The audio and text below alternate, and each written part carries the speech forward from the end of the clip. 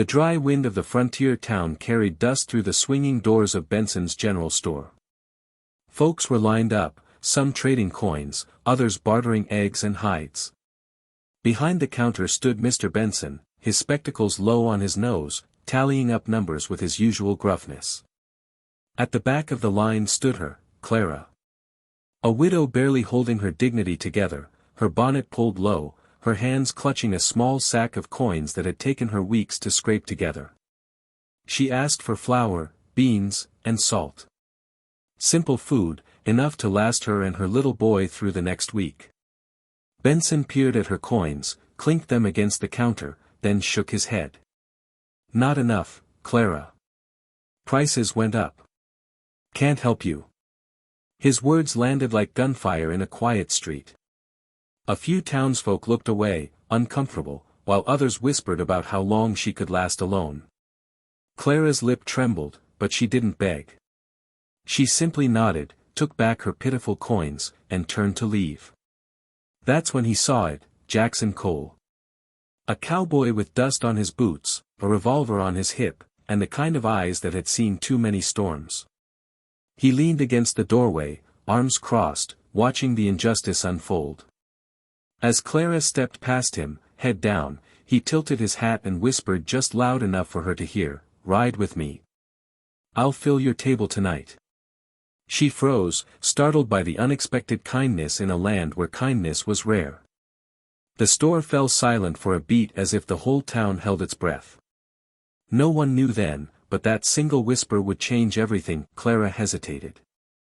Accepting help meant owing a debt, and in the Wild West, debts could bury you. Yet when she looked at Jackson, she didn't see pity, she saw resolve. Against her better judgment, she nodded. Jackson led her outside where his horse, a coal-black Mustang, pawed at the dirt. He offered his hand, rough and calloused, and helped her into the saddle behind him. The ride out of town was quiet at first, the sun sinking low, painting the prairie in fire-red streaks. Then Jackson broke the silence. "World's too hard on the good ones. Ain't right." Clara held tighter, her voice trembling as she replied, "Goodness doesn't fill a child's belly." Jackson smiled faintly. "Then tonight, goodness will." They rode to the edge of his small ranch, where chickens clucked, a smokehouse carried the scent of meat, and a garden stretched against the horizon. Jackson filled her basket himself, potatoes, beans, flour, smoked venison. More than enough to carry her through. Clara's eyes welled as she whispered, "Why? You don't even know me." Jackson looked at her then, the way a man looks at the horizon before deciding which trail to ride. "Don't need to. I know what it feels like to be turned away when you've got nothing left to give." That night, as Clara rode back, her basket full, her heart carried something heavier than food, hope. And the town would soon learn, hope in the wrong hands could start a fire. Word traveled fast. By morning, whispers about Jackson's gesture spread like wildfire. Some said it was noble, others called it foolish. Benson, pride bruised and profits threatened, spat on the floor and muttered, "A man like that's trouble." Clara, however, walked through town with her head higher, not because of charity, but because someone believed she deserved better. That strength made folks notice. Mothers nodded to her, children waved, and for the first time in months, she didn't feel invisible. Jackson, meanwhile, knew the storm was coming. Men like Benson didn't take kindly to being shown up. As he saddled his Mustang, a few ranch hands approached. "You best watch yourself, Cole," one warned. Jackson only tightened his stirrup and grinned.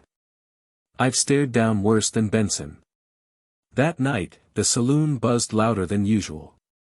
Benson accused Clara of taking handouts, of being weak, of dragging the town down. Jackson stood up, his chair scraping the floorboards, silence crashing down with it.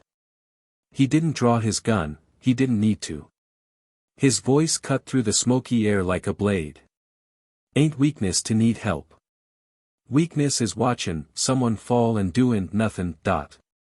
The saloon erupted, some clapped, some jeered. But Benson's face turned red as fire, and everyone knew this was only the beginning.